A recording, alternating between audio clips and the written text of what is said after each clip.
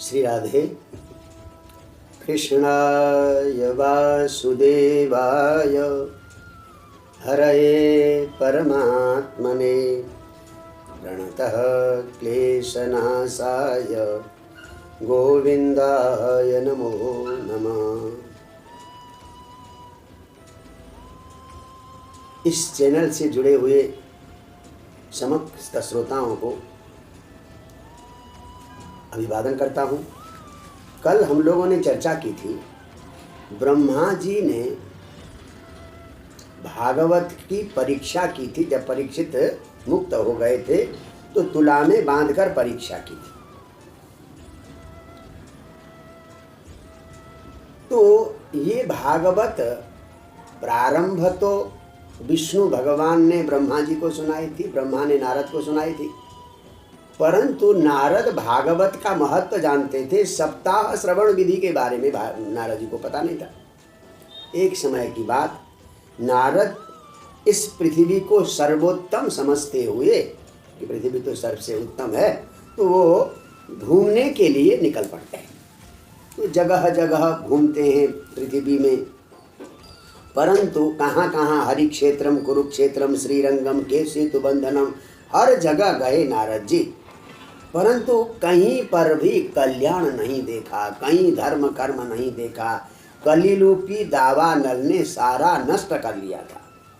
यानी लोगों की प्रवृत्ति कैसी बन गई थी, सत्यम नास्ति तपः शौचम दया दानम न विद्यते उदरम भरिणो जीवा बराका कूटभाषण। ये है आपका 31वां श्लोक, प्रथम अध्याय का 31वां श्लोक है। तो लोगों की प्रवृत्ति कैसे हो गई थी, यानी सत्यम नास्ति, लोगों की वाणी में सत्य नहीं, कोई तपस्या नहीं, शौच पवित्रता नहीं, दया नहीं, दान नहीं, और केवल पेट भरना चाहते हैं, केवल अपना पेट भरने वाले हैं वो लोग। और कूटभाषिण, असत्य वचन, सत्य का तो नामो निशान नहीं। ऐसी स्थिति को देखा भारतवर्ष में, जगह जगह घूमे, कहीं कहीं पर तो कन्या विक्रयणो लोका, कुछ लोग तो अपनी कन्या को जो है बेचने लगे थे। ऐसा बुरा हाल हो गया था। और दुष्टों ने, यवनों ने जितने बड़े बड़े मंदिर थे उन सारे मंदिरों को तोड़ दिया था। देवतायतनान्यत्र दुष्टै नष्टानि भूरिश, दुष्टों ने बहुत सारे हमारे मंदिरों को तोड़ दिया था। इस प्रकार से बड़े खिन्न होकर घूमते घूमते नारद जी यमुना के किनारे पहुंच गए। तो वहां दूर से देखा कि एक युवती है और नीचे दो व्यक्ति, एकदम सफेद बाल वाले रोगी व्यक्ति नीचे पड़े हुए हैं और उन दोनों रोगियों की सेवा कर रही है। वो युवती रो रही है और उस युवती की कुछ सेविकाएं उसको पंखा जल रही हैं। बड़ा विचित्र दृश्य देखा यमुना के किनारे हमारे नारद जी ने। थोड़ा नजदीक गए तो उस युवती ने स्वयं बुलाया, हे साधो आप आइए, मेरी चिंता को दूर कीजिए। क्योंकि संत लोग, साधु लोग तो लोगों की चिंता को दूर करने के लिए होता। तो नजदीक गए नारद जी, कहा कि आप कौन हैं, क्या है।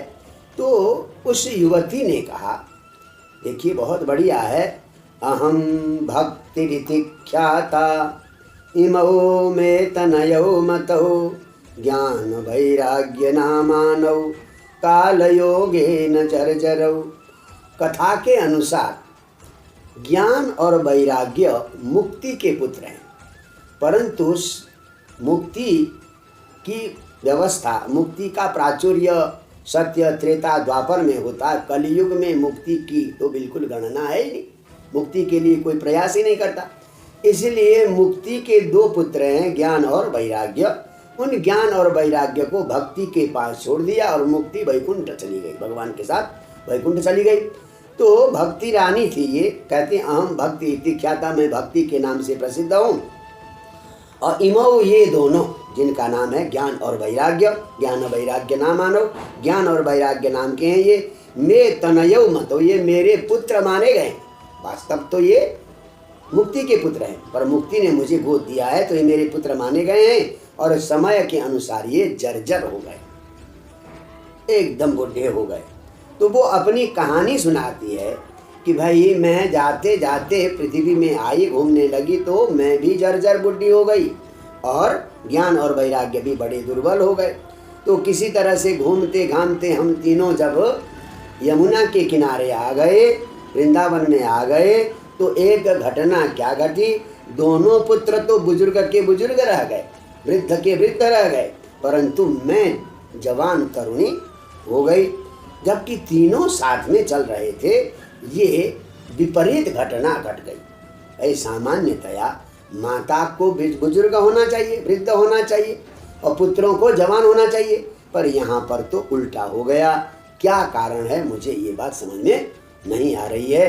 हे संत, हे नारद जी, आप इसका कारण हमें बताइए। इस प्रकार से अपनी समस्या का कारण भक्ति महारानी ने कहा। तब नारद जी ने थोड़ा अपनी शक्ति लगाकर तपो विद्या से सारा जाना कि देखो ये कलियुग का प्रभाव है। नारद जी कहते हैं, शृणुस्वावहिता वाले युगोयम दारुणा कली। हे बाले, हे बालिका, हे भक्ति, अवहिता शृणुस्व, सावधान होकर सुनो कि अयम दारुण कली, ये बड़ा भयंकर कली है। तो इसी कली युग के कारण सदाचार लुप्त, सारे के सारे सदाचार लुप्त हो गए हैं। योग है और तपस्या है, ज्ञान है, वैराग्य, ये सारे के सारे नष्ट हो गए।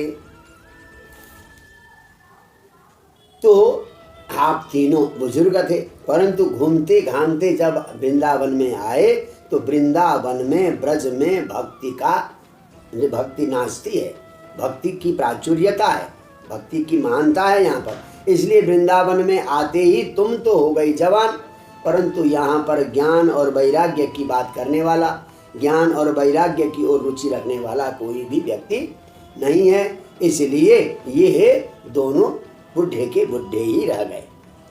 तो इसलिए नारद जी बड़े भावुक होकर कहते हैं, देखें आप 61 और 62 श्लोक।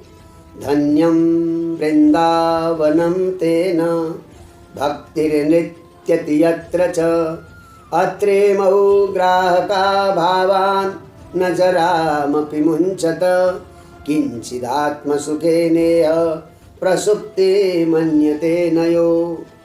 तो कहते धन्यम वृंदावनम धाम, ये वृंदावन बड़ा धन्य है। बोले क्यों? यत्र भक्तिर नृत्यति, जहाँ भक्ति प्रसन्नता से नाचती है।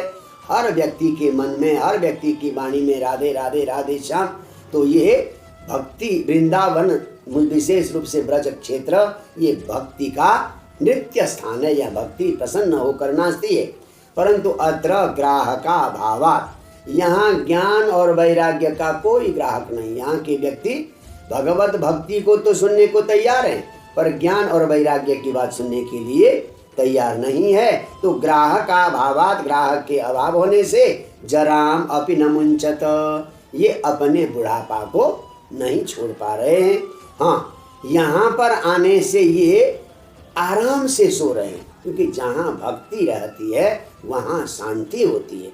तो इसलिए आत्म सुखे न, भक्ति जवान होने से यहाँ कुछ थोड़ा सा आराम मिला है। तो इसलिए अनयो हो प्रसुप्ति किंचित आत्म सुखे न, इनकी आत्मा को, इनके मन को थोड़ा सा सुख मिला है ज्ञान और वैराग्य को, इसलिए अनयो हो प्रसुप्ति, इसलिए ये सो रहे हैं।